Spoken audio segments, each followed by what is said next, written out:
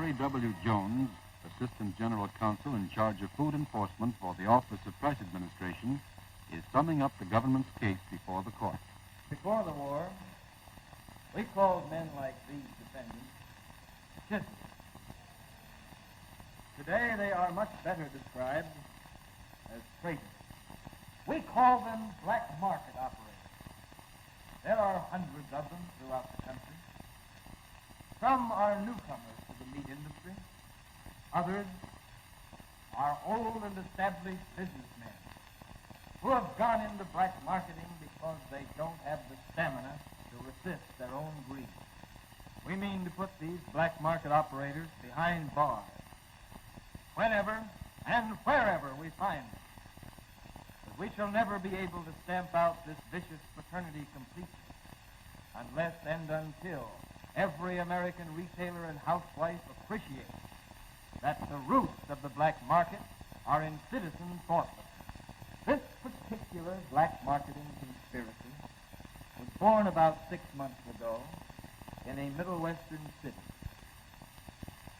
The defendant, John A., had once been the operator of a small meatpacking business.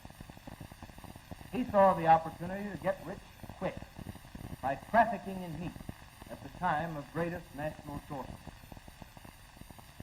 Our evidence shows that he sent telegrams to Harry B., the operator of a meatpacking plant in a city nearby, and to the defendants Joseph C., Sam D., and Nicholas E., wholesalers in 3 different metropolitan cities, asking them to come to discuss a business proposition of great mutual interest.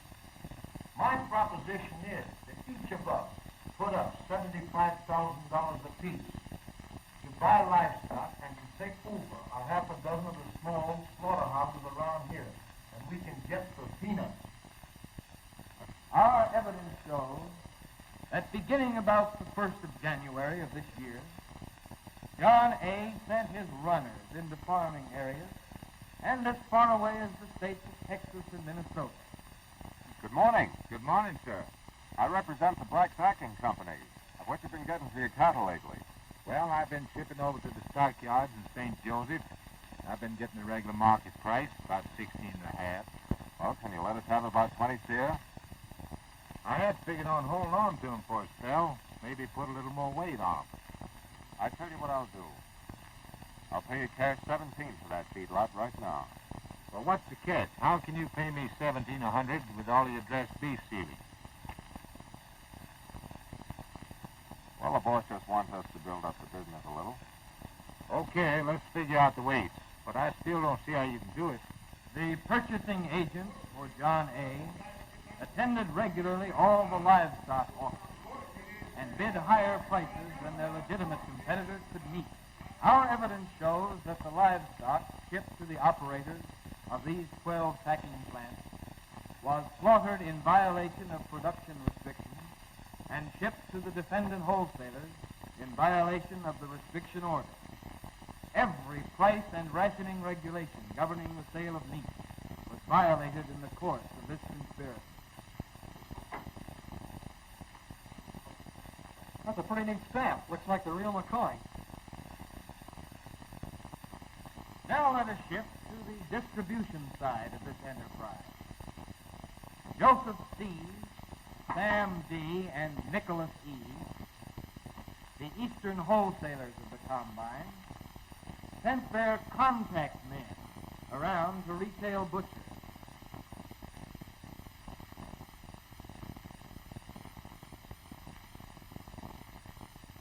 We're closed. That's okay. I can talk to you for a second. Mr. Smith, I hear that you used to be a very good customer, a friend of ours who just went out to wholesale business, and that you haven't been able to get any meat lately. Meat. That's all anybody asks for these days. A good customer is going across the street to my competitor. He's buying meat from Mr. Nicholas E. And E still says he hasn't got any to sell me. Yeah, well, I represent Mr. C. And he heard about you. Yeah? Yeah. And he told me to stop around and tell you that we could let you have around 20 sides of beef a week. Fine.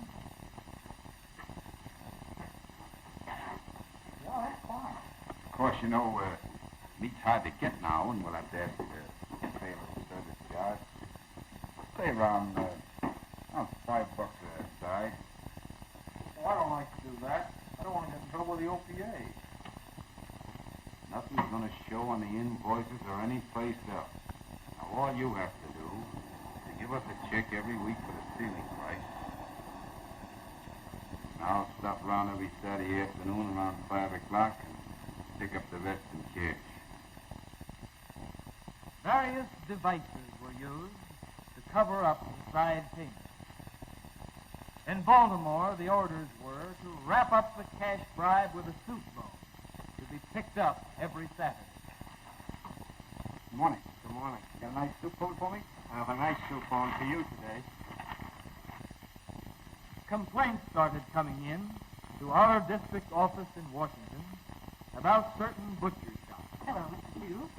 My son's home from camp tonight, and I want a nice, big, thick, 2-pound porterhouse steak. Now, let's see, that's 66 cents a pound for choice, isn't it?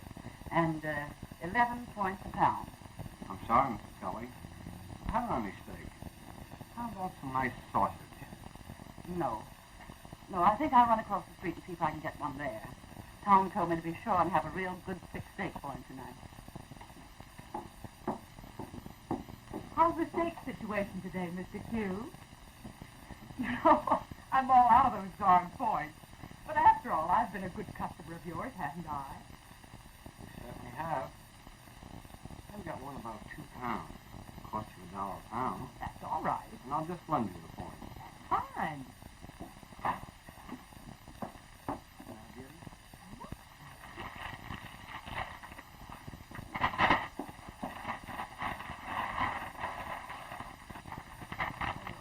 Thank you very much. Hello? Is it the OPA? To the Office of Price Administration in Washington, we subpoenaed the 16 retail butchers who have testified before this court that they paid above-ceiling bribes to the collection agents for this black marketing conspiracy. We put them all together in an office and left them alone with their thoughts while we examined them one by one. We make no promises, but we do ask you, as a patriotic American, to tell us just how much money above the ceiling price you paid John C. every Saturday. We know a little bit about you. We want to know just what that son of yours in Africa would say about his dad dealing with a bunch of wartime chiseling saboteurs. I guess I haven't seen it straight up to now. I'll give you any statement you want. With the information that was given to us, we were able to discover that one of the higher-ups was flying to City with $57,000 in cash. Our agents with United States Marshals were waiting at the airport when Nicholas E. arrived. The $57,000 was found in his briefcase, including $150 paid to him by a butcher in bills marked by the government. That, ladies and gentlemen of the jury, concludes the government's case against these defendants. We leave the verdict with you. You have just heard 5 individuals tried before a jury of their peers. But black marketing and all who take part in it stand accused before a greater jury, the entire American people. Black marketing doesn't stop just with meat. Shoes, potatoes, poultry, butter, tires, and gasoline are all on the list.